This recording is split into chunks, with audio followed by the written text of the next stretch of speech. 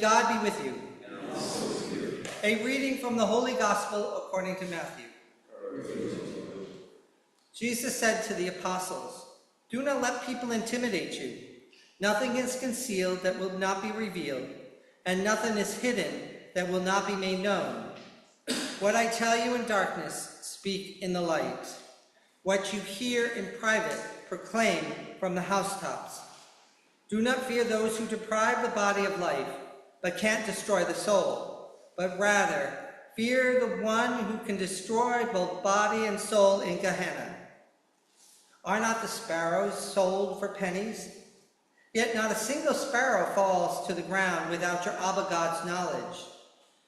As for you, every hair on your head has been counted. So do not be afraid of anything. You are worth more than an entire flock of sparrows. Whoever acknowledges me before others, I will acknowledge before Abba God in heaven.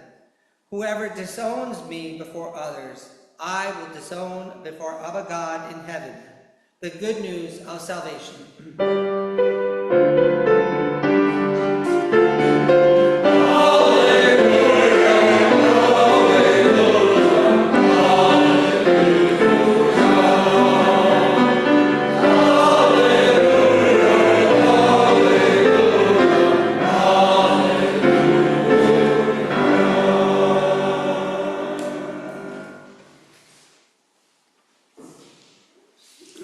Today's reading meets us in a place we all recognize, fear. Not abstract fear, but the kind that shapes decisions, what we say, what we avoid, and sometimes who we become. In the Gospel, Jesus repeats the command 3 times, "Do not be afraid." He knows fear will be the greatest obstacle for his disciples and for us.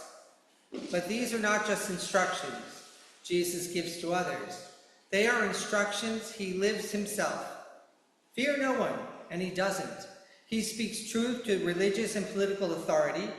Do not fear those who kill the body, and he doesn't. He stands before Herod and Pilate without backing down. Not one sparrow falls without your Abba God's knowledge, and he trusts even death is not the end. This means our call as disciples is not theoretical. It has already been lived and proven. The resurrection is not just a belief, it is evidence that fear does not get the last word. And notice, Jesus does not promise that nothing bad will happen. He does not say sparrows won't fall. He doesn't say we won't suffer loss. He says that Abba God sees, Abba God knows, and Abba God remains with us in it all. That distinction matters because it shifts faith away from control and toward trust. We see that in the same struggle in Jeremiah. He names his fear honestly: betrayal, persecution, even terror on every side. These are not small fears. They are the kind that isolate you, silence you, and make you question whether speaking out is worth it. And yet Jeremiah still proclaims, "But Yahweh is with me, like a mighty champion." His courage is not the absence of fear, it is the decision not to let fear decide for him.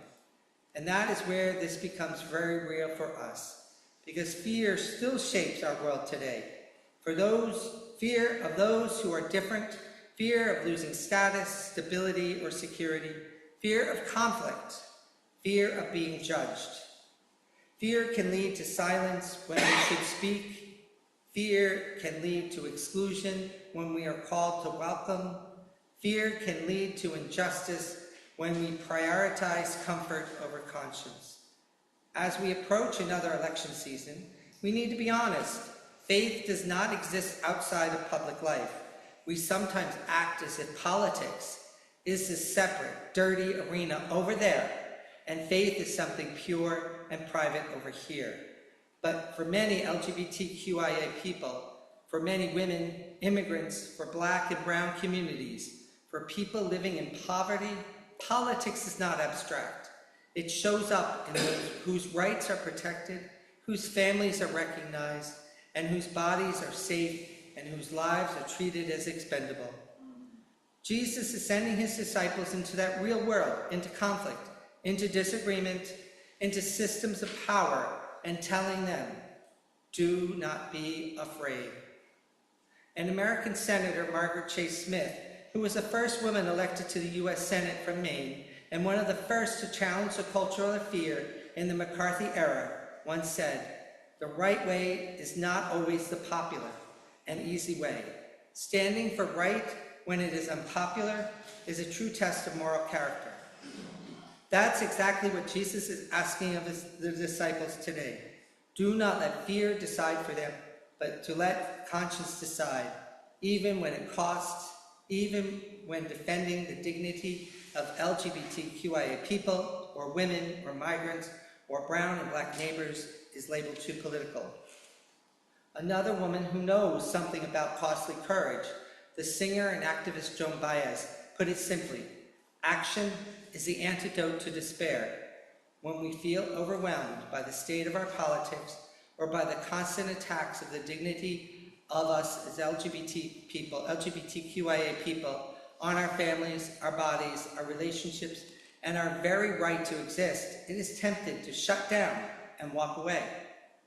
Just as it is for many of our siblings who are women, immigrants, black and brown and poor. But it is, if our faith is real, it cannot stop at feelings. Our choices are never neutral. What we say at the dinner table in our election year, whether we speak up when someone makes a hateful joke, how we vote, which voices we listen to, these are all choices that shape the world the next generations will inherit. In that sense, our everyday decisions are political, not because they're partisan, but because they affirm or deny the God-given dignity of real people with real names and faces. And in all of this, Jesus does not promise that nothing bad will happen. He does not say sparrows won't fall or we won't suffer loss. He says that not one sparrow falls without God noticing, and that even the hairs of our heads are counted. God is not a guarantee that we will avoid suffering, and God is a promise that we will never face it alone. That's why Jesus says 3 times, do not be afraid. Not because the dangers aren't real, but because God's faithfulness is more real. And on this Father's Day, that matters in another way. At their best, fathers, and all who take on that role, mirror something of God's care. Not control, but presence. Not domination, but protection and encouragement. Many of us have had complicated experiences of fathers, and some rejoice today, some grieve, and some feel a mix of both. Whatever our personal stories, Jesus points to Abba God as the one who knows us completely, counts every hair on our heads, and never abandons us. St. Paul reminds us why this is possible. In the letters to the Romans, he tells us that while sin and death entered the world through one person, grace overflows through Christ. Fear is real, but is not ultimate. Grace is greater. So the question is not whether we feel fear. We will. The question is, what will we do with it? Will we fear close us in, or will trust send us out? Will fear keep us silent, or will love make us speak? Jesus tells us that even the hairs of our heads are counted by Abba God, but nothing more will happen to us because nothing we face is faced alone. And so we are sent not without fear, but without being ruled by it, to speak truth when it is unpopular, to stand with those that are vulnerable, to trust even when cost is real. God's grace is greater still. And so I want to leave you with a question to carry into this week. If God really counts every hair on my head, what is one risk I'm willing to take this week for the sake of someone who is vulnerable or excluded? Do not be afraid, not because the world is safe, but because God is faithful.